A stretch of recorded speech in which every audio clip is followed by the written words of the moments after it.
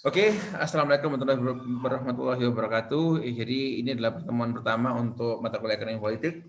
Di pertemuan pertama ini kita akan diskusi mengenai pengantar ya, pengantar ke ilmu ekonomi politik.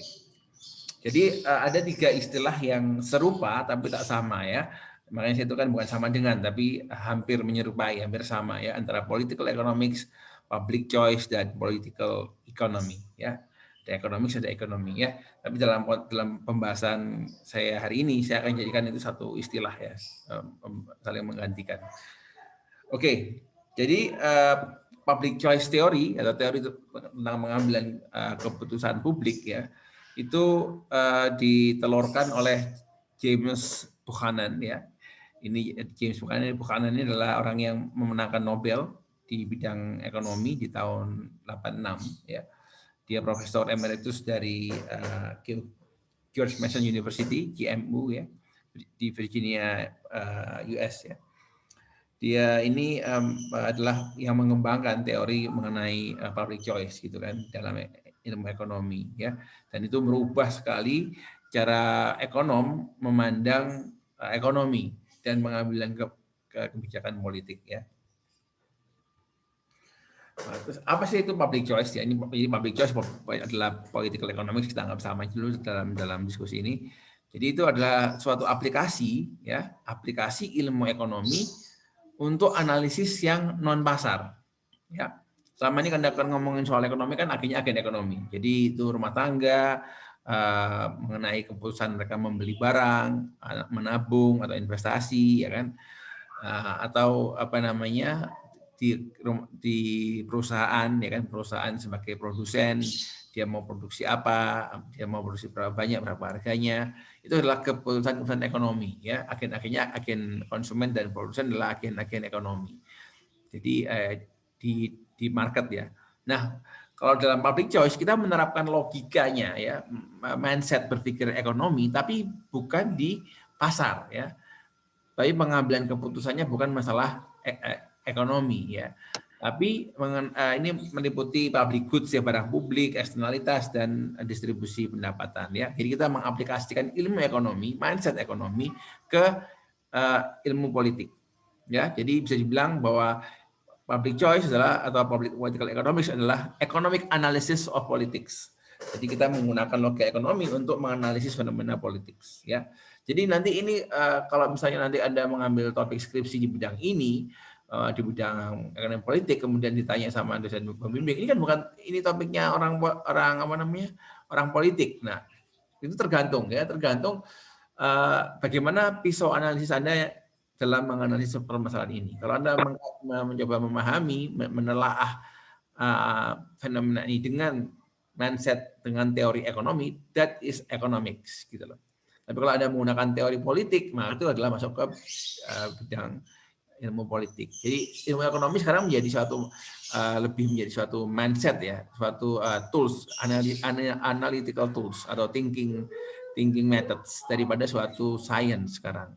Jadi sebenarnya fenomena apapun bisa kita gunakan. Let's say kamu masuk ke environmental gitu ya. Nah itu nanti apa yang membedakan seorang environmental economics dan environmental scientist? Ya pendekatan ilmu yang dipakai gitu loh. Mungkin eventnya sama, mungkin climate change gitu kan. Kalau teman-teman dari apa namanya environmental science, ilmu lingkungan, dia lihatnya dari science-nya. Kita menggunakan dari ilmu ekonominya. Sama juga kayak health mungkin ya, gitu juga. Health bedanya kita public health sama ekonomi sama. Teman-teman public health itu sama ekonomi seringkali membahas hal yang sama. Cuma public health atau kesehatan masyarakat mereka nggak terlalu kekeh. Mereka agak fleksibel dengan menganalisis permasalahan tadi karena mereka teorinya saya nggak tahu public health punya teori nggak. Sejauh saya tahu nggak, mereka punya teori khusus gitu loh.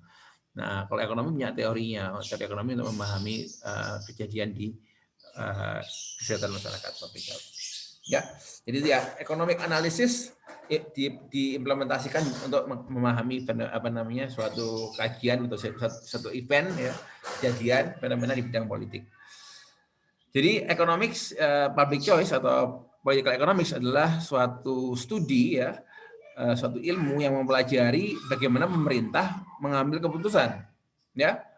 baik itu berupa pajak ya, berapa tingkat pajak, berapa belanja publik ya, berapa ukuran BLT ya, bantuan kepada masyarakat, itu ilmu yang mencoba memahami mengapa pemerintah mengambil pilihan itu, mengapa pemerintahnya Pak Jokowi memilih memindah ibu kota gitu ya kan. Jadi government behavior ya, bagaimana government mengambil making decisions.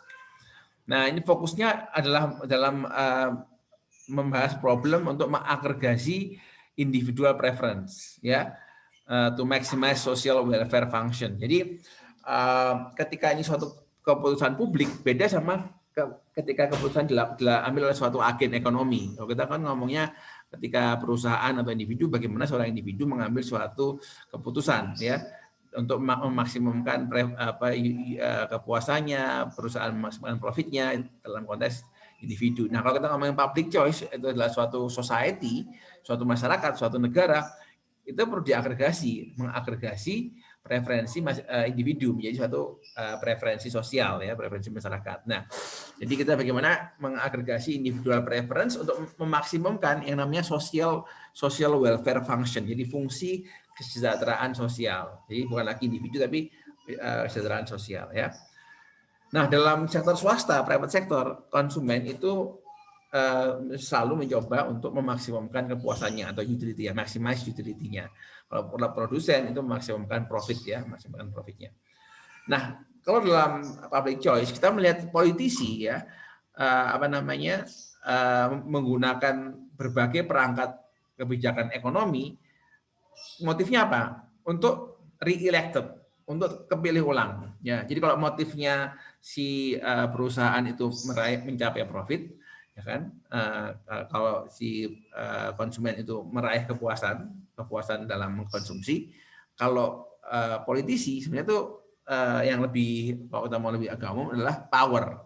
Mereka itu mencari power, mencari kekuatan. Ya, gimana caranya terus berkuasa? Ya, dia harus bisa dipilih ulang, ya, re-elected. Jadi insentifnya adalah how seorang politisi itu bisa terpilih ulang. Itu yang objektif fungsinya dia gitu. Nah, dengan dia untuk mencapai objektif tadi, terpilih lagi atau re-elected, dia menggunakan berbagai macam kebijakan ekonomi ya atau kebijakan yang lainnya untuk mendukung kesempatannya atau probabilitasnya terpilih ulang. Nah, jadi ide sentral dalam public choice atau political economy bahwa semua itu dimodelkan seragam gitu. Semua orang punya dipandang punya motivasi yang sejenis gitu kan. Jadi dalam public choice, sebelum ada public choice ya, kalau kita belajar kayak growth theory gitu ya, teori Robert Barrow gitu ya, soal peran pemerintah. Jadi ekonomi neoklasik itu selalu menganggap government itu sebagai benevolent. Benevolent itu murah hati, baik hati gitu kan.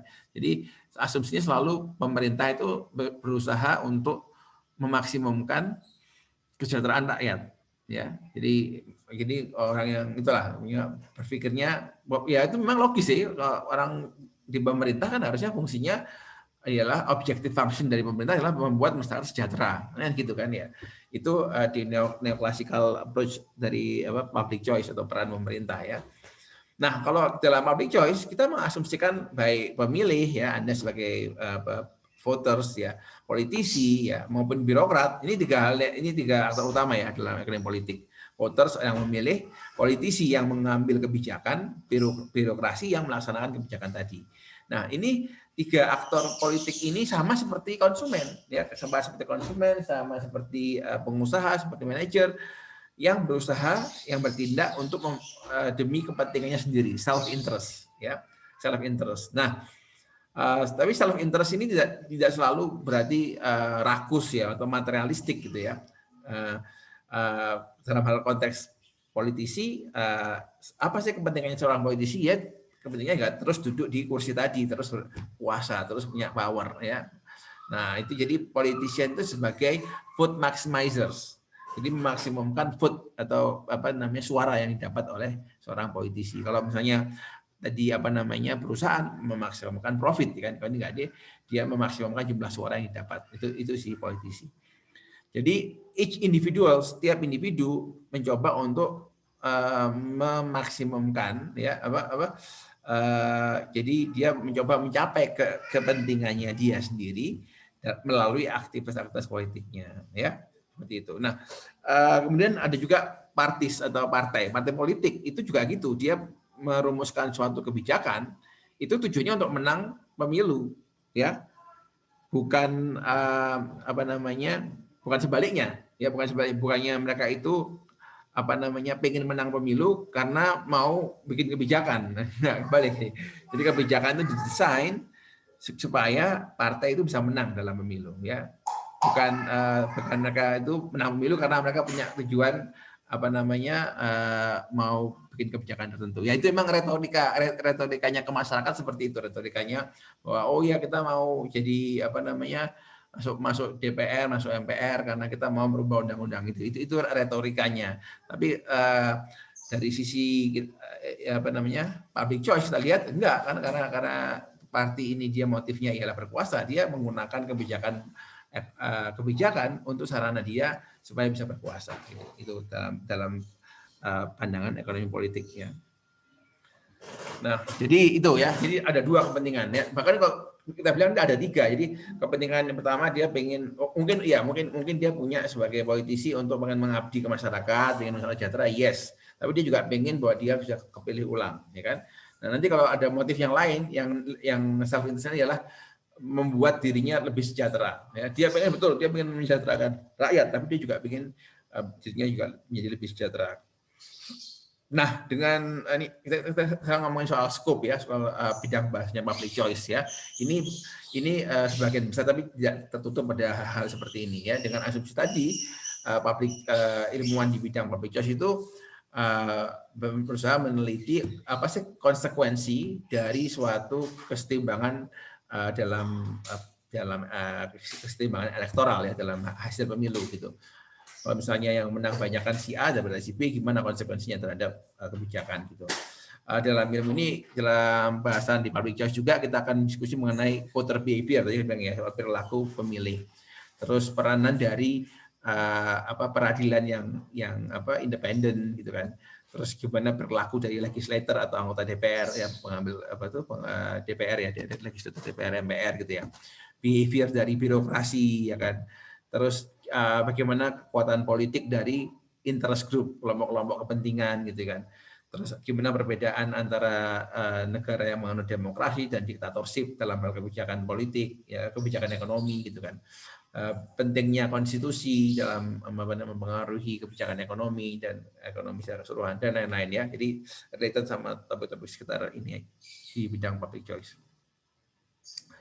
Nah, kenapa? Why study public choice? Ini reasoningnya ya. Kenapa Anda perlu belajar public choice ya? Jadi yang pertama untuk memahami bagaimana sih perilaku pemerintah baik di suatu negara demokrasi maupun negara non demokrasi ya. Yang kedua, memahami lebih baik konsekuensi dari perilaku pemerintah. Apa konsekuensinya gitu kan? Kenapa kok beberapa negara itu gagal untuk tumbuh menjadi negara maju? Kenapa beberapa negara sukses jadi maju gitu kan? Kayak Korea sama Indonesia. Kita pernah tahun 60-an itu kondisi sosial ekonominya mirip, ya kan? Bahkan mungkin kita lebih baik dari segi per kapita income. Tapi lihat sekarang 2020 setelah berapa tahun nih? 70 tahun ini beda banget gitu antara Korea sama Indonesia gitu kan. Kenapa seperti itu ya? Kalau kita ngerti public choice, kita akan bisa mendesain konstitusi yang lebih baik, institusi yang lebih baik ya. Dan yang terakhir untuk menghindari nirvana fallacy. Jadi, oh ya, di sini ada yang ambil ekonomi kelembagaan nggak? Di sini? Iya Pak, ambil Pak saya. Ya banyak, sama aja selain tadi Mas. Ada lagi? Yang lainnya?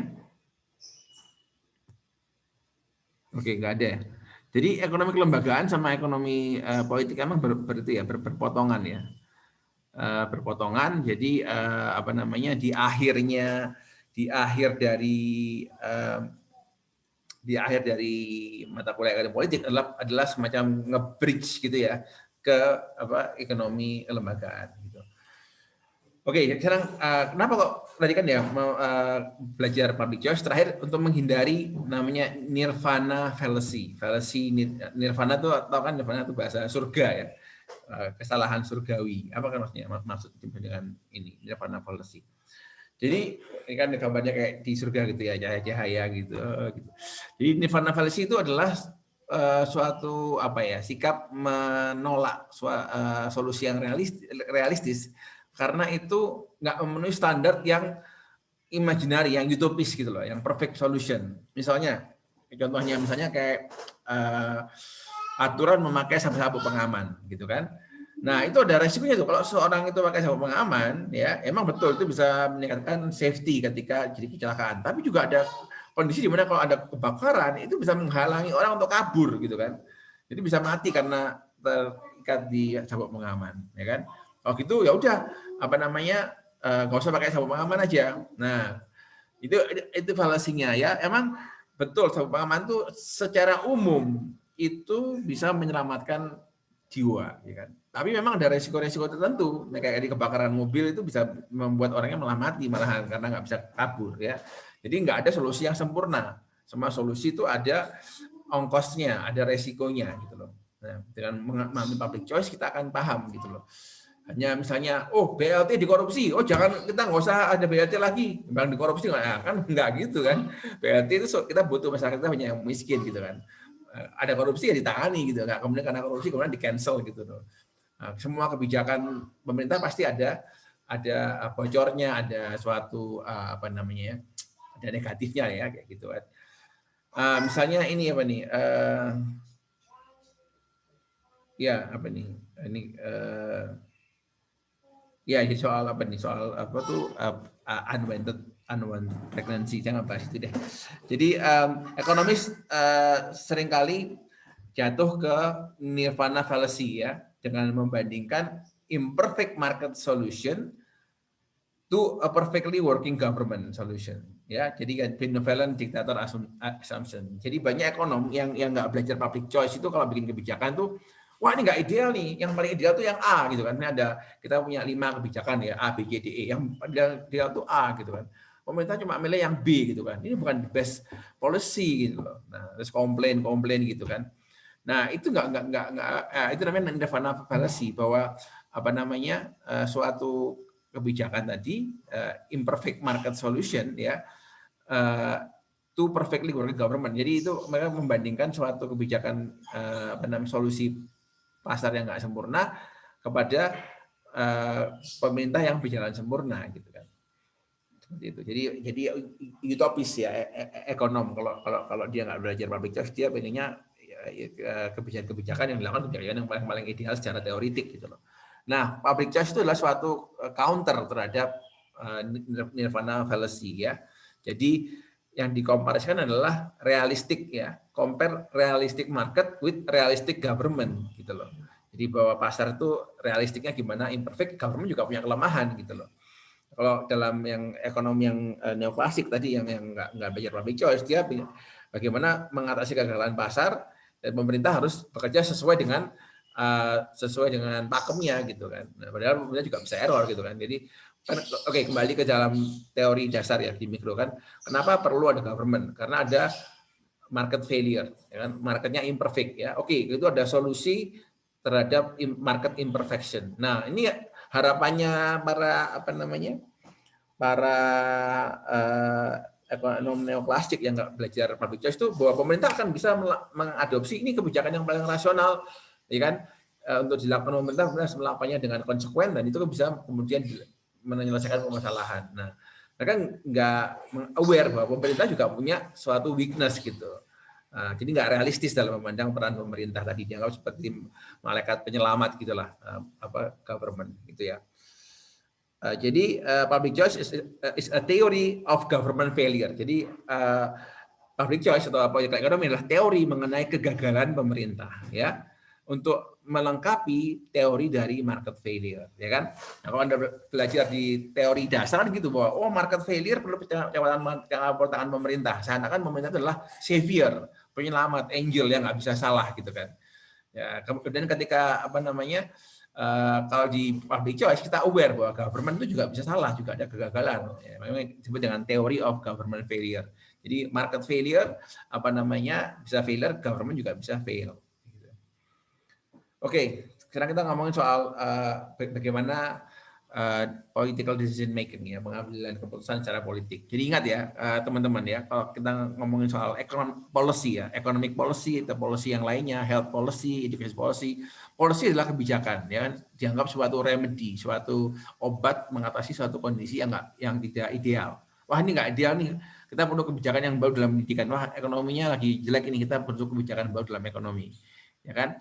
Tapi ingat bahwa policy siapa yang bikin kebijakan? Policy dibuat oleh para politisi, ya kan? Melalui suatu proses politik, ya kan? Jadi yang bikin obat ini bukan yang bikin policy itu bukan ilmuwan, bukan ekonomis ya. Ekonomis memang bisa merancang, mendesain suatu kebijakan, ya kan? Ya, tapi nanti yang ngambil, yang mengimplementasikan adalah politisi. Jadi politisi pergi ke ekonom sebagai seorang ilmuwan, minta advice, itu nggak 100% kemudian diimplementasikan, pasti akan digodok lagi, dibongkar lagi sesuai dengan kepentingan mereka juga, ya kan? Dan pertimbangan mereka sebagai politisi yang punya memang kewenangan untuk mengambil kebijakan. Jadi meskipun itu policy dan yang seharusnya disusun oleh pendekatan ekonomi ya, untuk maximizing social welfare function, tapi pada nyatanya itu dibuat oleh politisi melalui proses-proses politik atau political process gitu. Nah, jadi pengambilan keputusannya diambil oleh elected representative, ya kan? Kita kan perwakilan kan, ya, jadi yang mengambil keputusan politik tadi, mengambil kebijakan adalah dewan, ya kan? Mereka bukan undang-undang gitu kan, atau Pak Jokowi sebagai eksekutif bikin perpu, bikin perpres gitu kan. Itu adalah perwakilan kita yang nge-vote Pak Jokowi gitu kan. Jadi decision are made by elected representative based on rules atau konstitusi. Ya kan? Ada satu konstitusi bahwa kalau mau bikin undang-undang gini, ada konstitusinya, ada aturannya. Kalau mau bikin perpres gini, ya kan. Kadang-kadang kemudian berakhir di voting gitu kan. Kalau kita sifatnya undang-undang itu kan ada voting. Kalau ada deadlock, akhirnya di voting mana yang dipakai kebijakannya, ya gitu ya. Itu supaya dapat gambaran ya apa yang disebut dengan political decision making ya, ada political process, ada lobby.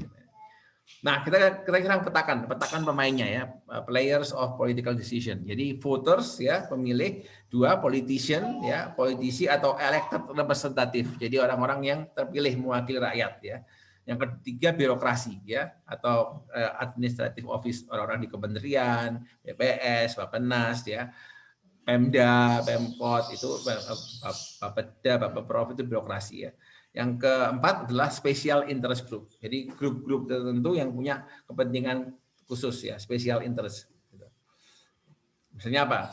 Asosiasi pengusaha asosiasi pengusaha retail misalnya. Itu kelompok interest group, special interest. Asosiasi pengusaha batu bara, asosiasi pengusaha mebel, asosiasi pengusaha kelapa sawit gitu kan. Itu adalah special interest group. Voters ya, jadi voters tadi kan sudah dibahas ya seperti konsumen dalam market ekonomi ya, mereka akan coba untuk memilih kandidat ya yang mereka suka polisinya, yang kebijakannya dianggap oleh si individu ini memberikan benefit kepada saya. Misalnya kalau saya seorang dosen misalnya, saya akan nge-vote calon DPR, calon presiden yang saya dalam penilaian saya punya kebijakan pendidikan yang baik ya, yang dampaknya kepada saya. Ada reformasi perguruan tinggi, gaji dosen mau dinaikkan 300%. Nah, itu bagus, saya akan pilih orang itu kayak gitu ya. Itu logikanya voters itu seperti konsumen dalam ekonomi pasar. Tapi masalahnya voters punya informasi yang lebih yang sedikit ya, yang less informed about political decision ya, than about their individual market decision. Jadi voter itu lebih tahu, misalnya kalau saya sebagai seorang individu ya, saya misalnya mau beli komputer misalnya, saya lebih tahu, lebih banyak informasi yang bisa saya dapatkan soal komputer ini, ya kan, komputer ini speknya gimana, reviewnya gimana gitu kan. Itu lebih banyak informasi yang saya bisa gunakan untuk mengambil keputusan dibandingkan dengan keputusan politik. Misalnya saya memilih Pak Jokowi misalnya, itu banyak hal yang saya nggak tahu gitu kan soal Pak Jokowi ya kan, atau anggota DPR yang lain gitu kan. kita lebih less informed gitu kan. Beda sama barang-barang di pasar tuh lebih banyak informasinya daripada politisi. Apalagi politisi punya kecenderungan juga untuk membiaskan informasi itu yang memberikan benefit buat dia untuk terpilih lagi gitu kan. Nah, informasi yang kekurangan jumlah informasi ini ya buat si voters untuk memilih politisi ini disebut sebagai rational ignorance. Jadi suatu kecuekan, ketidakpedulian ya yang rasional. Nah, kenapa kok gitu? Jadi kenapa kok disebut sebagai suatu kecuekan atau ketidakpedulian yang rasional? Jadi gini, kalau suatu konsumen kayak saya misalnya mau beli komputer, saya punya insentif yang besar untuk mendapatkan informasi sebaik-baiknya tentang produk ini. Karena saya akan pakai mau mobil, mau HP, mau komputer, ya kan. Ada insentif kuat untuk mendapatkan informasi yang valid, ya kan. Karena begitu saya beli barangnya, saya langsung menggunakan, saya langsung menikmatinya, gitu kan. Tapi kalau seorang pemilih, ya kan, ketika Anda memilih suatu politisi, apa jaminannya itu akan terpilih? Enggak kan? Berapa sih jumlah suara yang memilih kemarin berapa? 100 juta orang, ya kan? 101 suara dibanding 100 juta orang apa artinya gitu kan? Ya karena itu voter ya pemilih mempunyai insentif yang kecil untuk mendapatkan informasi secukupnya sebanyak-banyaknya gitu kan tentang kandidatnya. Ya kan? Jadi ini adalah disebut sebagai suatu kecuekan, ke-ignorance ya, ketidakpedulian yang rasional, ke masa bodohan yang rasional gitu kan. Ya, tapi juga bisa dibalik gitu. Jadi irrational voters yang nggak rasional ini, kecuekan yang rasional atau voters yang nggak rasional karena dia memilihnya nggak berdasarkan logika atau informasi yang cukup gitu. Ya. Jadi kalau seorang konsumen itu dia membandingkan, berapa harganya, pendapatanku berapa, ya kan? Terus dia akan beli sesuai dengan kemampuan dia untuk membeli ini. Aku kalau segini kemahalan buat aku beli yang segini aja, beli HP yang segini aja harganya gitu kan. Nah, tapi kalau politik ya kan, itu nggak ada manfaatnya gitu kan. Karena tadi aku misalnya yang paling bagus tuh si X misalnya, Pak siapa misalnya, Pak Anies Baswedan misalnya, itu yang paling bagus sebagai presiden.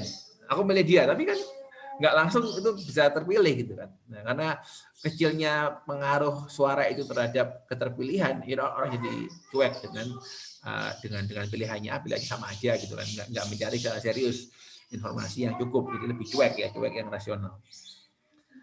Rational ignorance ya.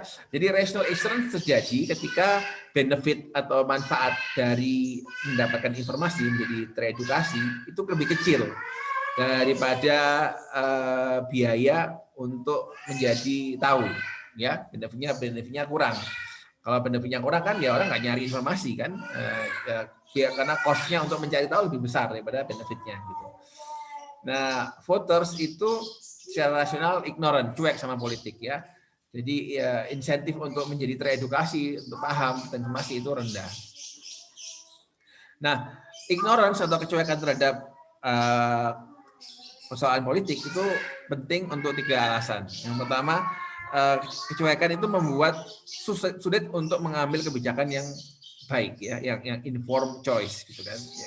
Yang kedua, karena kecuekan tadi itu bisa menuntun kepada kebijakan yang salah, bad policy ya, kebijakan yang buruk gitu. Kalau kita nggak mau ngurusin pemerintah juga bikin kebijakan apa saja kita nggak peduli, itu bisa kemudian jadi kebijakan yang salah gitu kan.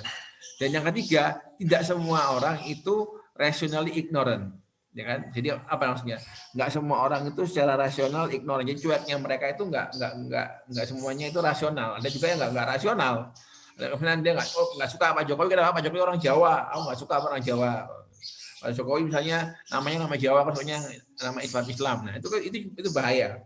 Kecuekan yang tidak rasional seperti itu gitu. Kalau kecuekan sama sekali, karena kalau kecuekan yang pertama cuek masa bodoh, dia nggak akan, itu paling misalnya dia nggak voting, sama aja lah, nggak peduli gitu kan. Tapi yang kedua, yang not everyone is rationally ignorant, jadi artinya ya kalau nggak rationally ignorant kan irrationally ignorant gitu. Jadi cuek yang nggak rasional itu banyak bisa nyebar hoax dan lain-lain gitu kan. Seperti itu ya. Nah, itu berlaku dari voters ya. Voters seperti itu berlakunya ya. Kita masuk ke sekarang si politisi ya. Politisi atau anggota dewan terpilih ya yang mewakili kita ya. Seperti perusahaan dalam market ekonomi ya, mereka juga entrepreneur gitu loh, entrepreneur tapi di bidang politik gitu kan. Jadi kalau si dalam pasar entrepreneur itu kan mengetahui wah konsumen butuh ini nih, ada kebutuhan barangnya nggak ada, si entrepreneur kemudian produksi ya, barang yang laku sukses dia. Itu kan kalau dalam market ekonomi. Tapi kalau dalam politik politisi itu juga entrepreneur, dia mengatakan wah ini rakyatnya lagi concern sama isu soal anak misalnya atau isu soal perempuan gitu kan. Jadi dia menginterpretasi public demand, kebutuhan publik akan suatu barang kolektif ya kan. Barang kolektif apa? Bisa pendidikan, bisa kesehatan ya kan. Dan kemudian mencari cara bagaimana mensuplai ini gitu. Oh begitu masyarakat sekarang pada concern sama isu soal anak atau pekerja anak. Aku begitu tak mengkampanyekan isu mengenai perlunya reformasi undang-undang untuk melindungi anak-anak dari eksploitasi industri. Nah, gitu kan ya. Dia bisa menciptakan tadi produk yang memenuhi kebutuhan atau concern dari masyarakat ya. Jadi politisi mencari untuk memaksimumkan kemungkinannya untuk terpilih dan terpilih ulang ya. They are vote maximizer, maksimasi suara ya. Seperti perusahaan memaksimalkan profit ya. Seperti itu. Nah itu dia jadi dia paham ya pelakunya tadi. Kalau voters cenderung cuek karena dia ngerasa nggak ngaruh kok mau vote atau enggak gitu kan. Kalau sedangkan politisi itu tadi vote maximizers. Nah, sekarang kita ngomong soal birokrat. Tadi kan saya bilang kan ya, ketika suatu regulasi itu dibentuk oleh politisi, begitu jadi, maka yang menjalankan adalah suatu birokrasi, suatu mesin administrasi ya. Birokrasi adalah organ pemerintah ya, agensi pemerintah yang menjalankan kebijakan tadi ya kan. Kalau yang politisi membuat ini menjalankan kebijakan tadi yang sudah diputuskan oleh para politisi. Mereka dapat gaji ya kan, dibayar. Mereka dapat promosi, naik jabatan dan juga dapat berbagai macam keuntungan tadi, tunjangan dan lain-lain ya.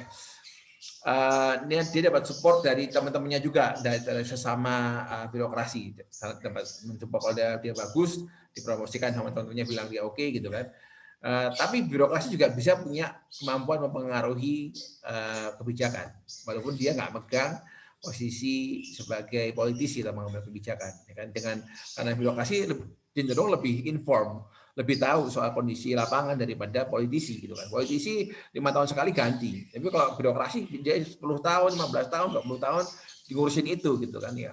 Maka dia bisa menggunakan kemampuan teknisnya, pengetahuannya akan suatu masalah tadi untuk menginfluence kebijakan dari politisi. Pak Jokowi, misalnya ada orang dari Kementerian SDM mungkin, Pak Jokowi ini kalau Bapak bikin kebijakan ini efeknya bahaya Pak, soalnya menurut data historis ini kalau begitu hutan di sini ditebang bisa banjir Pak, gini-gini. Nah gitu. Oh ya, kemudian itu bisa menginfluence ya, modalnya dari knowledge dan experience-nya dia ya.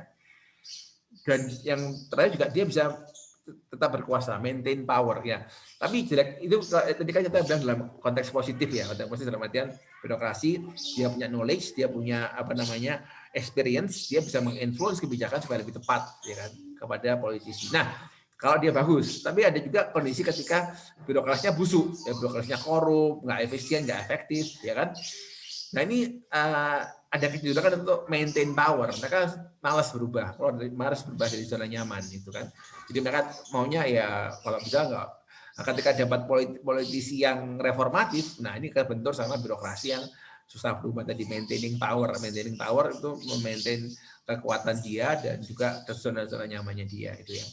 Itu nature dari birokrasi. Nah, kita masuk ke yang ketiga, special interest group tadi kan ya. Di antara voters, pemilih masyarakat pada umumnya Anda, saya, dan politisi ada yang namanya interest group. Ya, orang-orang yang punya kelompok-kelompok kecil ya, yang punya kepentingan khusus. Ya, kelompok-kelompok ini biasanya mengorganize, mengelola suatu lobby, ya, lobbying kepada pemerintah untuk suatu kepentingan tertentu atau isu tertentu. Misalnya pengusaha garam, pengusaha industri makanan, misalnya. Ada tahu nggak, industri makanan kita itu garamnya semuanya impor. impor yang digunakan garam untuk industri semuanya impor, karena garam lokal kita itu standarnya masih jauh, ya kan, kita masih kasar. Garam industri itu halus dan itu kita nggak bisa produksi, kita impor semuanya. Nah, itu pernah tuh kasus apa namanya, itu ada dua pengusaha importir garam sama pengusaha industri makanan, ya. Nah, itu bisa saling melobi itu.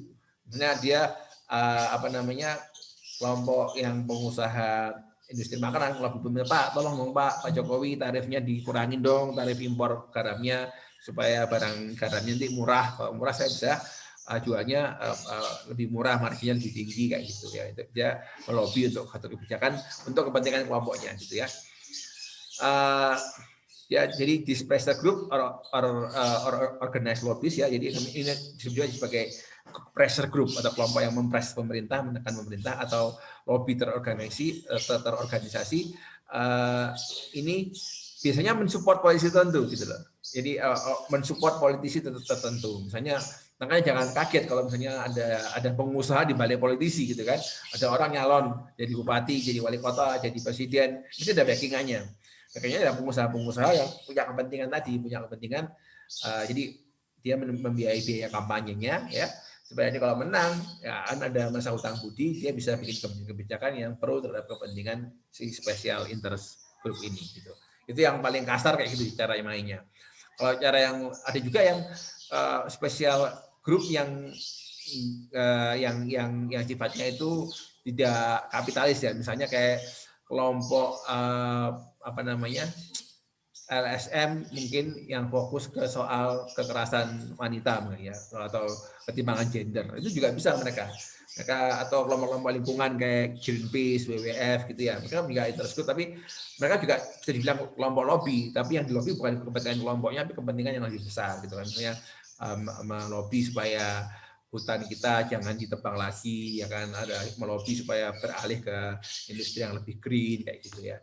Jadi tapi kadang-kadang juga bercampur misalnya kayak pengusaha rokok gitu ya, dia akan mendekati pemerintah, dia nggak pakai argumen, Pak tolong dong Pak, rokok jangan dinaikkan cukainya supaya kita untung, nggak kayak gitu. Maksudnya Pak, industri saya itu mempekerjakan sekian ratus ribu orang Pak gitu, kalau ini dinaikkan cukainya nanti saya nggak bisa menampung mereka lagi, saya harus beralih ke mekanisasi gitu.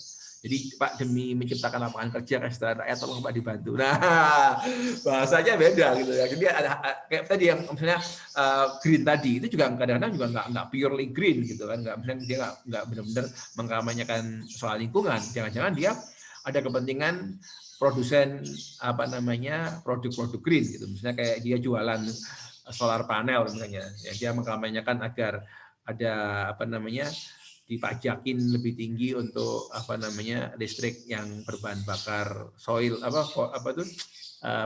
misalnya.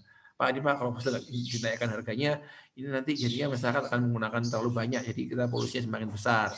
Jangan Pak dinaikkan pajaknya. Udah dia jualan solar panel misalnya kayak gitu kan. Ya, jadi itu mix ya, itu mix antara interest yang ekonomi dan interest yang lebih sosial, lebih noble gitu ya. Oke, dan yang paling kasar tadi ya, ketika mereka tadi mensupport politisi supaya apa namanya menang gitu ya, untuk supaya kayak dana kampanye dan lain-lain. Oke, sekarang tadi ya apa namanya itu sudah dibahas semua ya, tadi tiga tadi ya, voters, politician, birokrat, special interest group. Nah, jadi kita ngomongin soal game of politics ya. Jadi like the game of market, game of politics must match up people demand for collective goods with the economic capability to supply them. Jadi antara demand masyarakat akan barang yang kolektif tadi, barang kolektif itu bisa jadi kayak masalah kesehatan, masalah lingkungan ya, masalah kesehatan, pendidikan gitu kan. Dengan gimana ekonomi kita bisa nggak, budget kita cukup nggak untuk memenuhi ini. Jadi itu politik kita harus bisa mematchkan tadi. Nah, tapi masalahnya gini, jadi bedanya apa namanya antara market sama politik ialah pemain sentral dalam politik itu politisi itu concernnya ialah memenangkan pemilu gitu kan. Sedangkan pemain pasar itu atau perusahaan itu adalah mendapatkan profit gitu ya. Itu bedanya antara mirip tapi beda. Nah, sekarang gimana mekanisme dari suatu pemilihan publik ya atau pilihan masyarakat? Jadi political system jadi tergantung dari political system yang dianut suatu negara ya. Political system of country makes collective action. Ya kan ada yang suatu negara itu yang apa namanya voting itu nggak cuma memvote apa namanya individunya. Jadi kan harusnya gini, ada politisi itu membranding dia. Aku adalah politisi pro rakyat, pro UKM. Ya kan? Aku kalau di luar negeri kan simpel ya, karena banyak cuma apa sosialis sama apa namanya liberal gitu ya, partai Labor sama liberal dua, yang satu pro buruh, satu pro pengusaha, ya kan? Dia membranding dirinya sebagai ekonom pro Labor gitu kan. Nah, masyarakat yang juga mempunyai value, menganggap penting isu-isu labor, isu-isu sosial akan memvote orang ini. Nah, ketika orang ini menang, dia akan kebijakannya akan pro terhadap konstituennya dia yang milih dia, gitu kan. Jadi seperti itu ya, apa namanya. Tapi ada juga negara-negara di mana ngevote itu nggak cuma politisinya, tapi kebijakannya. Jadi yang orang ngevoting, artinya pemerintah lagi diskusi nih peran, apakah kita sebaiknya memotong pajak atau memotong pajak atau memotong anggaran, gitu kan? Memotong pajak karena misalnya defisit ya, jadi harus apakah kita harus menaikkan pajak ya atau memotong budget, memotong pengeluaran pemerintah, kan dua nih, karena kondisi keuangan negara lagi sulit. Nah ini kemudian dilempar ke rakyat yang voting gitu loh. Ada yang seperti itu, yang di-vote adalah kebijakannya. Contohnya mungkin yang paling terkenal itu soal Brexit ya, referendum. Gitu kan. Ini apakah kita setelah Inggris mau terus di Uni Eropa atau European Union atau keluar, ya kan? Jadi di voting kebijakannya di referendum itu. Jadi political system itu mempengaruhi bagaimana keputusan publik ini diambil. Dalam sistem demokrasi, decision process based on voting system ya dalam demokrasi. Kalau di yang diktator mungkin ya tadi si diktatorshipnya yang mengambil keputusan. Jadi public choice adalah proses ya di mana preferensi dari individu ya itu dikombinasikan, diagregasi menjadi suatu keputusan kolektif ya.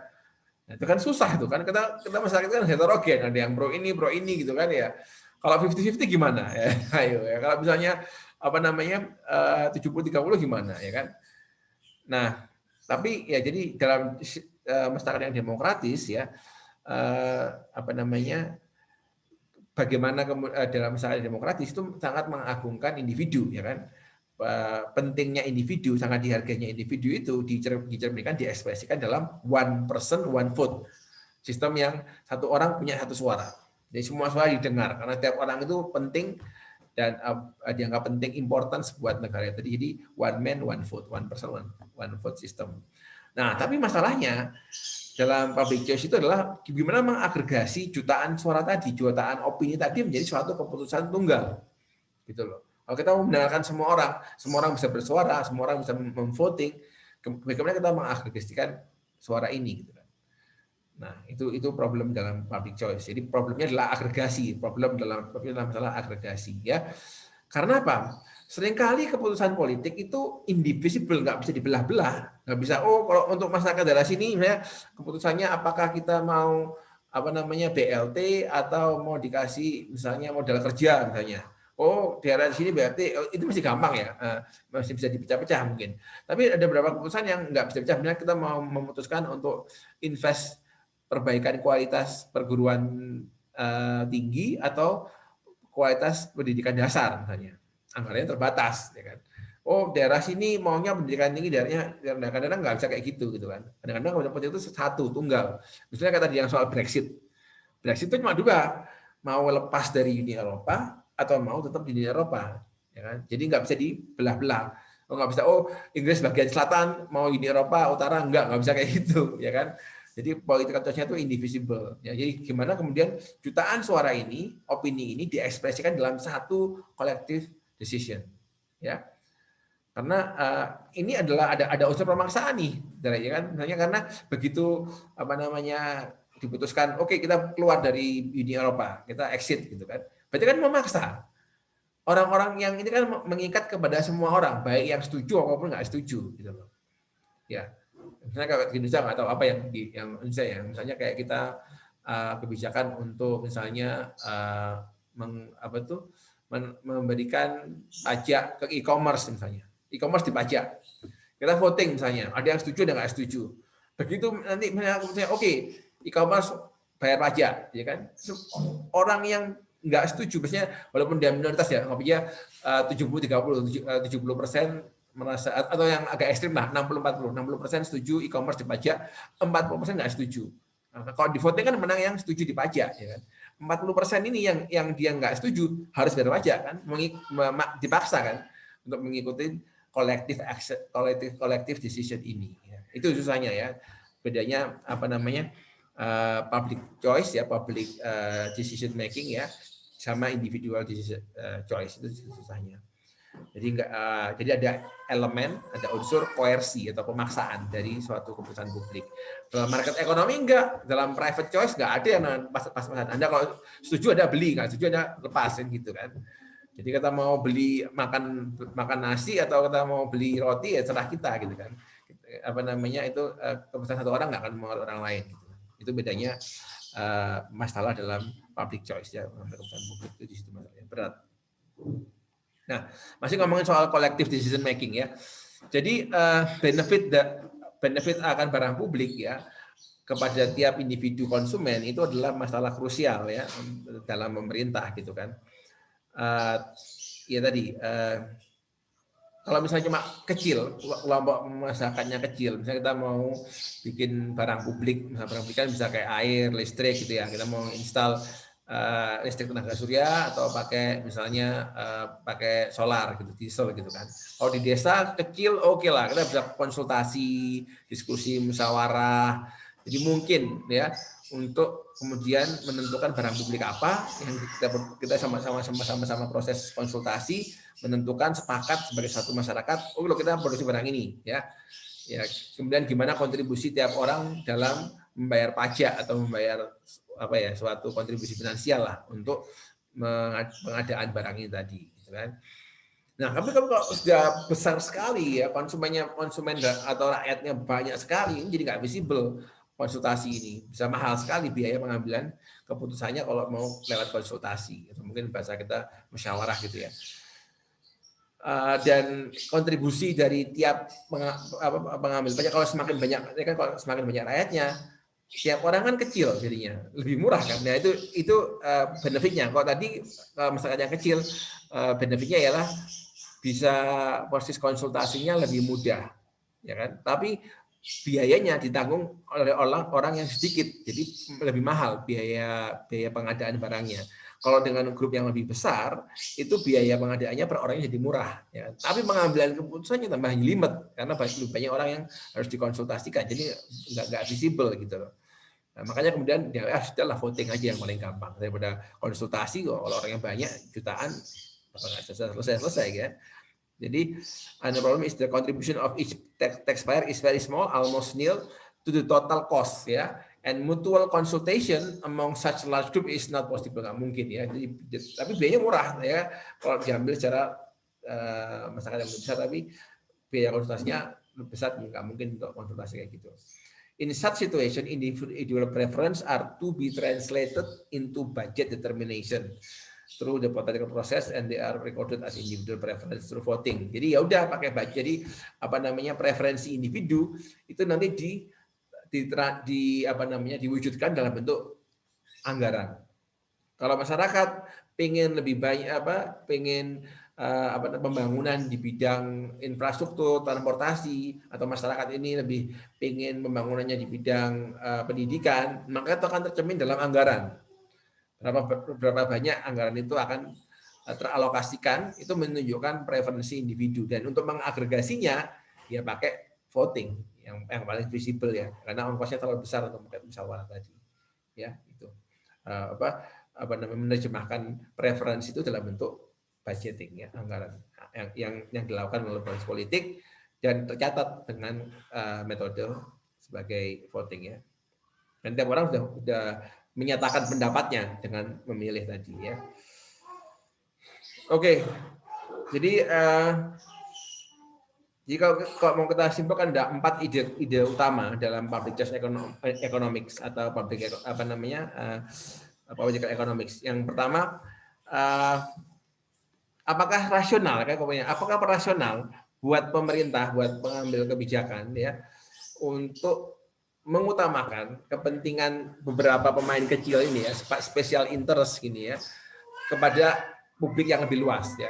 Apakah rasional pemerintah pro terhadap kepentingan misalnya pengusaha garam misalnya ya, atau pengusaha apa gitu kan ya, pengusaha let's say beras gitu kan, beras daripada secara kebanyakan gitu kan. Nah, jadi gimana logikanya? Jadi special interest ini perannya besar dalam pemerintahan ya. Jadi mereka punya pengaruh besar kepada pemerintah ya, karena mereka memberikan kontribusi gitu kan kepada politisi untuk dalam upayanya mencapai motifnya, objektifnya untuk terus berkuasa ya, untuk terpilih dan terpilih ulang gitu kan. Nah, masyarakat secara luas mungkin cuma kehilangan kecil ya kan, karena ongkosnya misalnya gini, misalnya yang paling gampang ini kita ngomong soal impor ya, impor beras itu kan perdebatannya, perdebatan antara kita kok negara agraris kok impor gitu kan, lebih baik kan kita pakai apa namanya produsen domestik gitu kan. Nah kalau kita impor ya, impor beras, impor gula gitu kan, kalau harganya itu lebih murah, maka yang mendapat benefit itu kan masyarakat banyak ya kan, masyarakat banyak dapat benefitnya kalau harganya bisa lebih murah gitu kan. Tapi kalau diproteksi, masyarakat banyak harus membayar harga yang lebih mahal. Terus siapa yang dapat untung? Yang dapat untung ialah ya segelintir pengusaha yang menguasai industri tadi gitu. Nah, tadi argumen bahwa melindungi petani itu akan menjadi berdasar secara ekonomi ketika petaninya itu tidak atau pedagang komoditasnya ini tidak terkonsentrasi di beberapa orang, atau kita ngomong secara bahasa ekonominya perfect competition. Kalau pasarnya perfect competition, pemainnya banyak, kita memproteksi itu that's fine gitu, karena pemain pasar atau penjual dalam negerinya, produsen negerinya banyak mendapatkan manfaat ini gitu loh. Tapi kalau pasarnya itu imperfect competition, kalau oligopoli, atas dasar beberapa pengusaha oligopoli ya, oligopolis membawa bendera nasionalisme, kita Indonesia impor di blok ya kan, akhirnya rakyat dipaksa membayar harga yang lebih mahal. Yang dapat keuntungan beberapa kelompok kecil ini tadi, pengusaha-pengusaha ini tadi. Nah, tapi mungkin itu rakyat kecil gitu buat rakyat itu. Misalnya harga beras naik Rp100, Rp200 karena dibagi ke seluruh masyarakat Indonesia gitu kan. Tapi ketika special interest ini dampaknya besar ya gitu kan. Jadi karena itu kemudian publik cenderung acuh sama ini tadi. Walaupun satu kebijakan itu pro terhadap kepentingan kelompok tertentu, tapi ongkosnya itu tersebar ke seluruh Indonesia. Jadi nggak kerasa kita ongkosnya. Karena merata kita tanggung bersama sebagai suatu bangsa. Tapi keuntungannya terkonsentrasi, benefit dari kebijakan tadi terkonsentrasi di beberapa kelompok orang yang jadi kaya raya tadi. Tapi ongkosnya tersebar, jadinya kita kadang kecil aja nggak kerasa, jadi nggak komplain gitu kan. Jadi karena itu publik cenderung ignorant, cenderung cuek ya, meskipun ada kebijakan yang salah tadi karena efeknya kecil kepada dia gitu kan. Nah, the more concentrated the benefit, semakin benefit dari kebijakan itu terkonsentrasi ke kelompok-kelompok kecil ya, kelompok kecil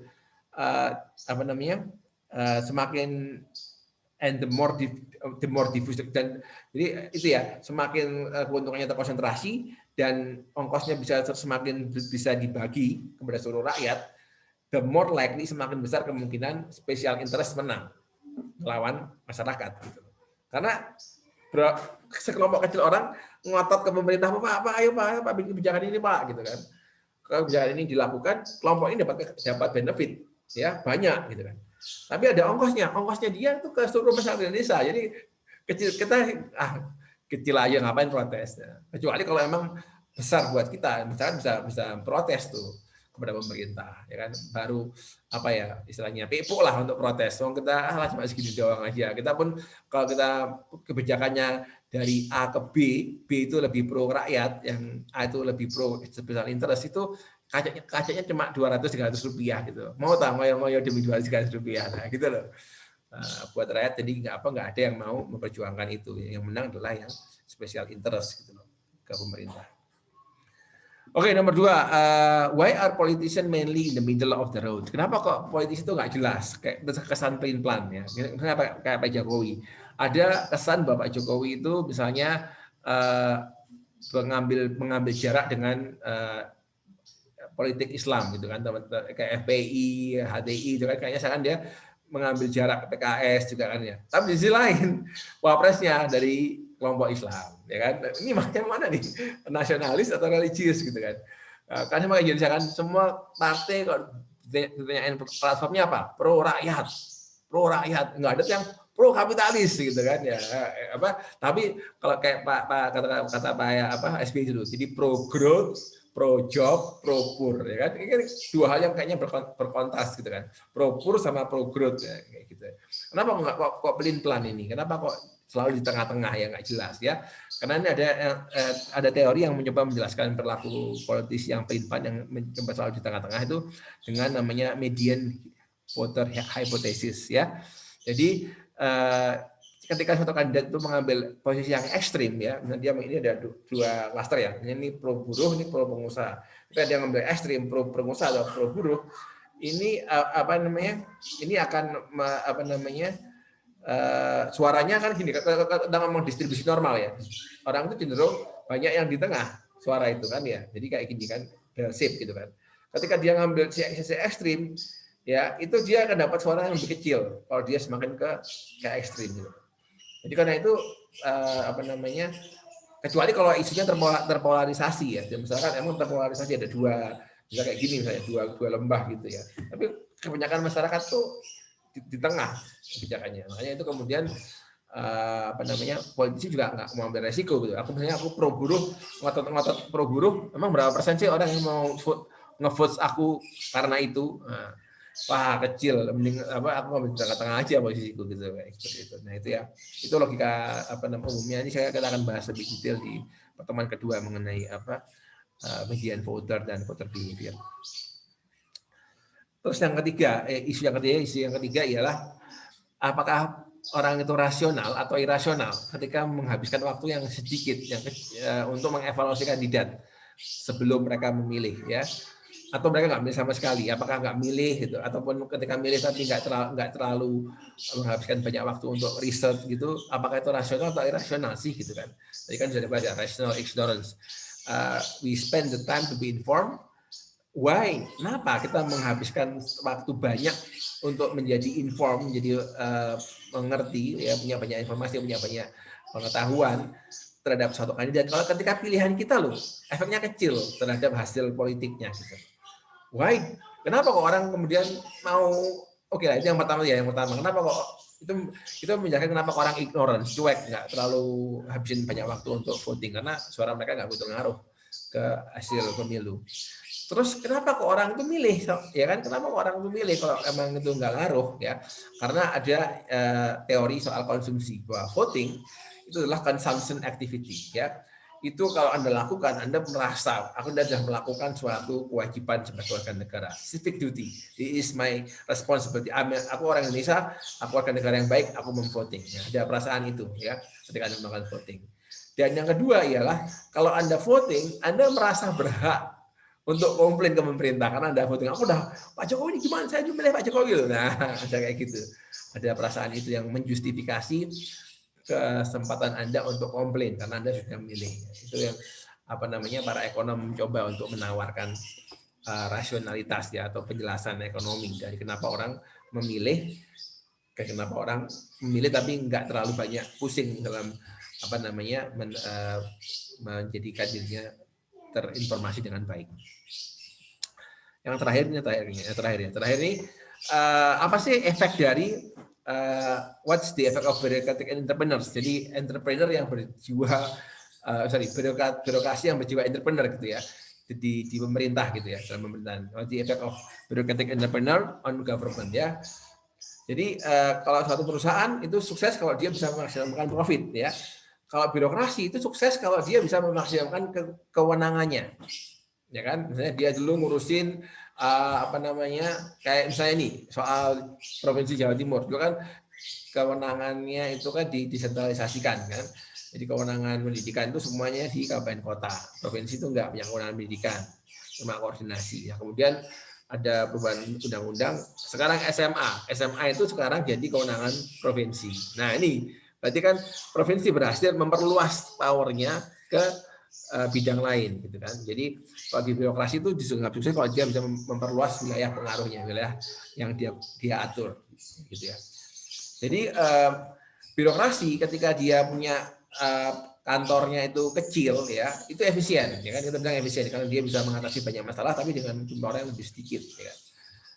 Tapi birokrasi itu juga dikasih reward ketika mereka tugasnya nambah ya kan, dan semakin banyak orang yang mendapatkan benefit dari makanya kan kalau kita kan seringkali menggunakan indikator di situ kan serapan anggaran. Kementerian yang serapan anggaran paling tinggi dia paling sukses gitu, paling sukses belanjanya gitu kan, belanjanya. Nah makanya karena sekarang birokrasi itu punya dorongan untuk memperbesar instansinya, memperbesar, menambah urusan ini, menambah divisi ini ya kan, semakin besar. Kenapa? Kenapa kok ada insentif untuk memperbesar ukuran urusannya dia, divisinya dia, karena dengan kantor yang lebih besar ya,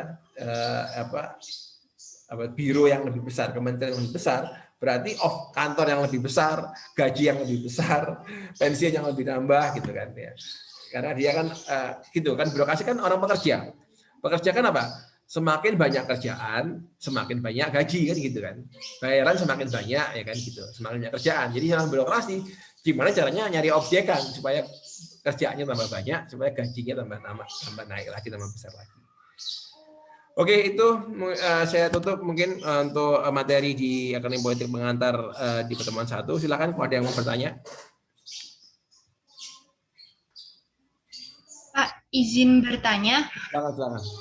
Ya, menanggapi terkait dengan 4 kunci dari public choice tadi, Pak, kan salah satunya adalah posisi politisi itu pasti ada di tengah-tengah.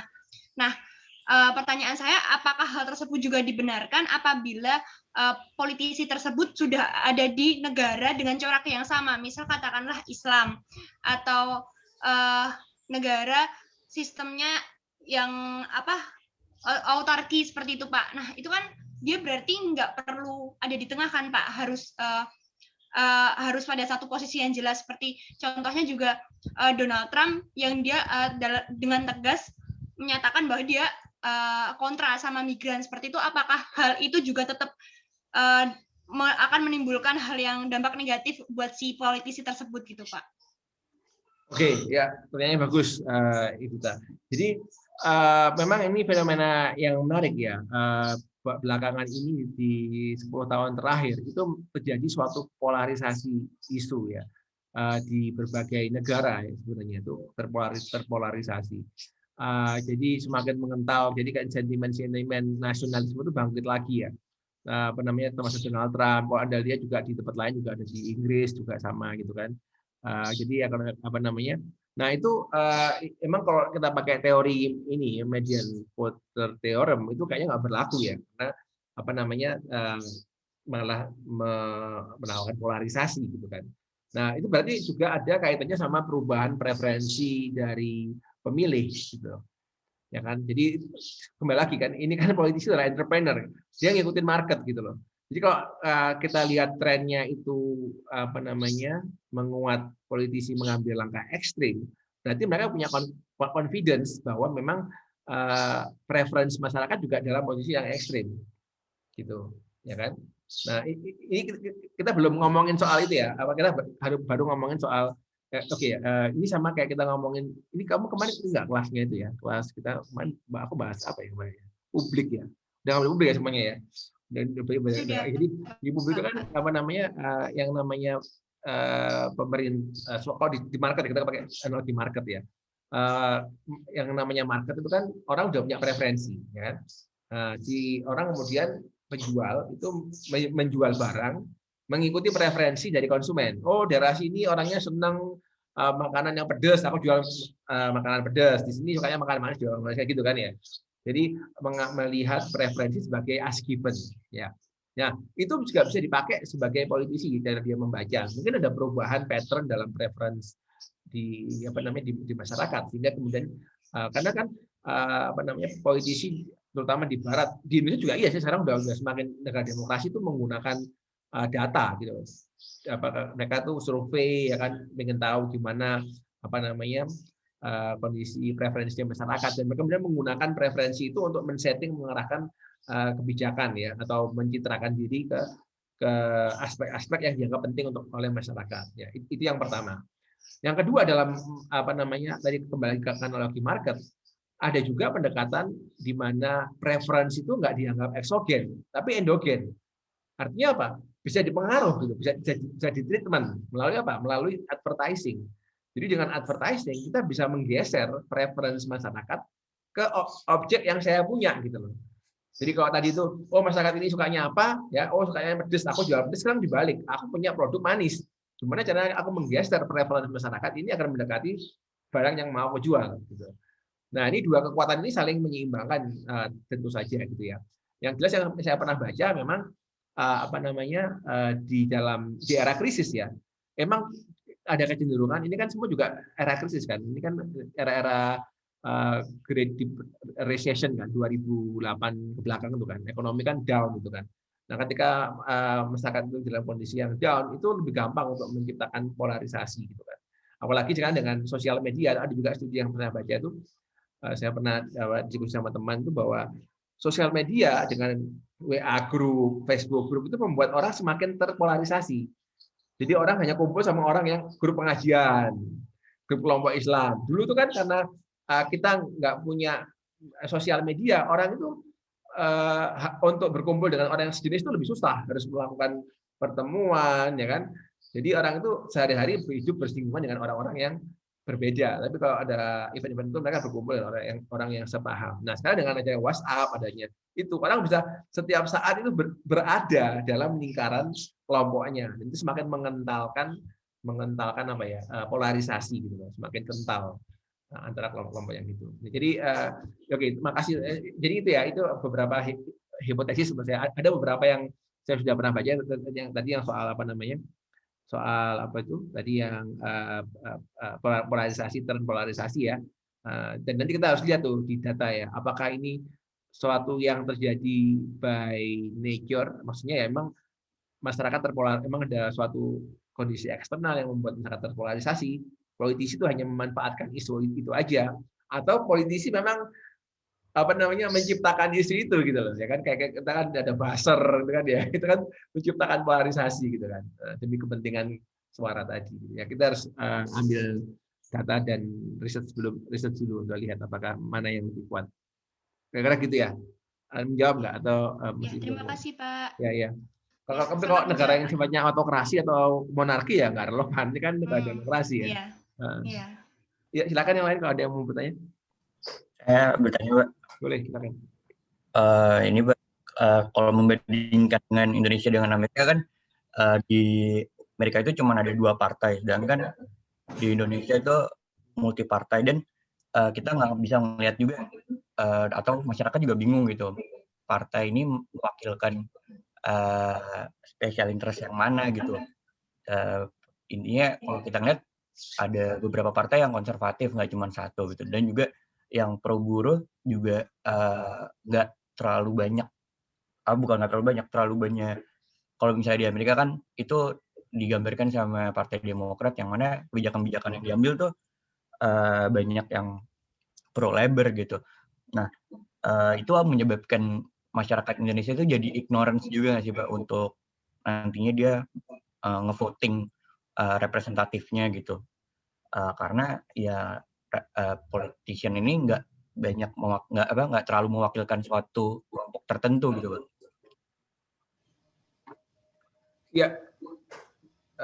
Ya, kamu kan buat soal isu multi partai ya, multi partai. Emang kalau kita dalam konteks Indonesia sebenarnya irisan yang kita bisa gunakan untuk polarisasi itu sejauh yang saya baca ya, Mbak Mi, ini kalau saya salah tolong dikoreksi ya. Jadi ya mungkin saya sedikit ngasih brief ya, outline. Jadi ini kan sekarang zamannya beda ya. Jadi misalnya kan bukan zaman dulu lagi. Misalnya tuh Anda tuh kalau Anda mau belajar banyak itu bisa jauh lebih tahu daripada saya. Jadi kalau misalnya ada yang baca paper apa, dapat informasi apa, please share ke kelas gitu ya. Jadi bisa jadi saya salah, yang saya pahami ada outdated, jadi please feel free ya. Yang saya pahami dalam konteks tadi ya, Indonesia itu sejauh yang saya pahami dalam literatur politik ya, yang saya baca itu satu-satunya yang bisa menarik garis itu adalah masalah peran agama dalam ruang publik.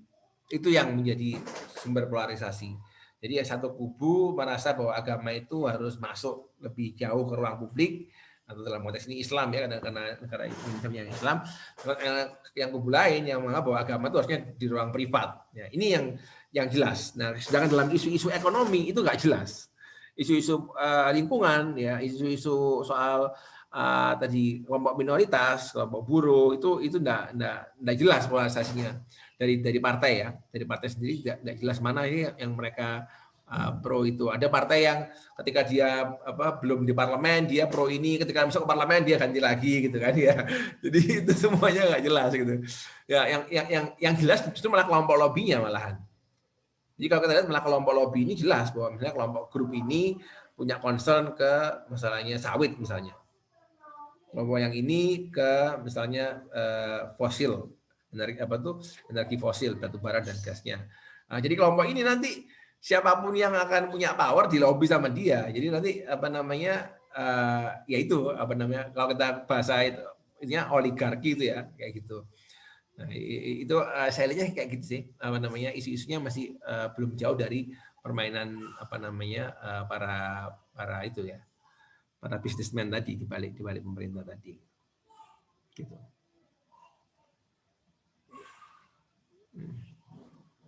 Ya.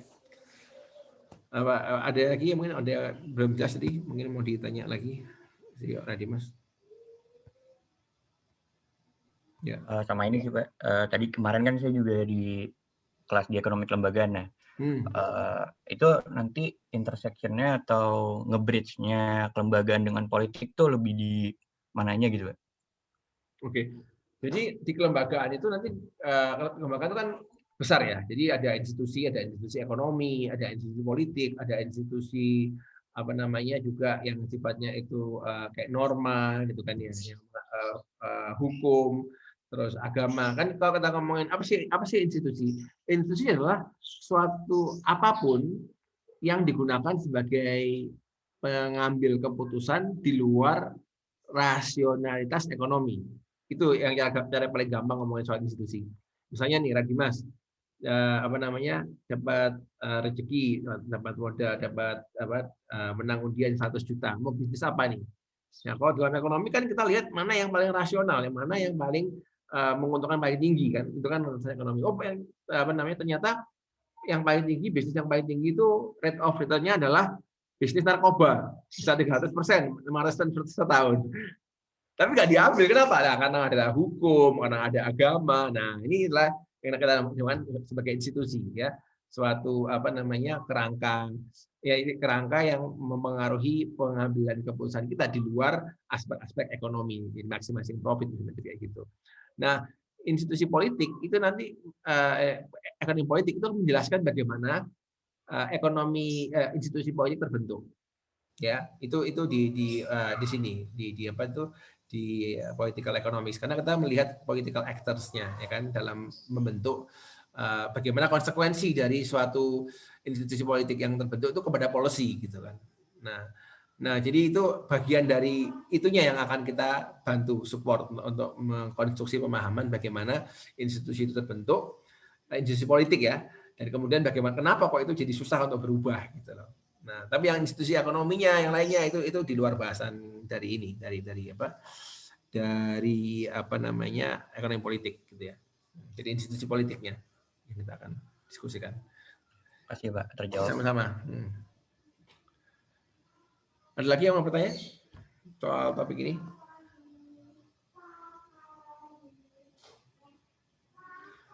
Oke, kalau nggak ada lagi yang bertanya, saya mau bahas soal tugas minggu depan ya. Jadi tugasnya sederhana sebenarnya. Jadi saya ingin Anda itu supaya ilmunya itu lengkap ya.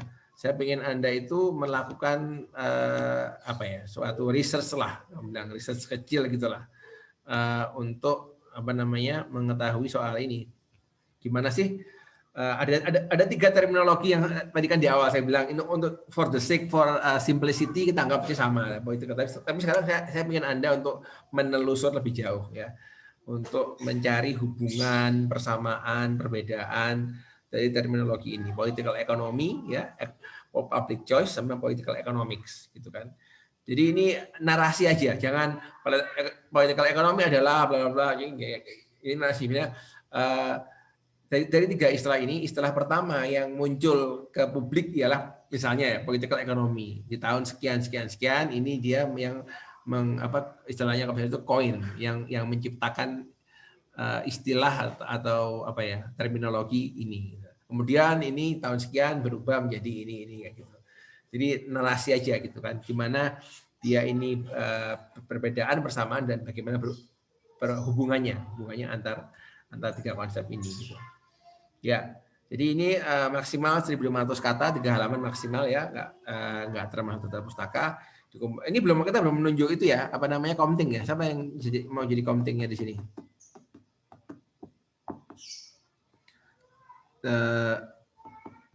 Dan bikinin WAG juga ya komtingnya. Tolong nanti di WA saya sama yang jadi komtingnya, nomor saya chat ya. Mungkin ada yang belum tahu nomor saya di where is my number? Oke, ya.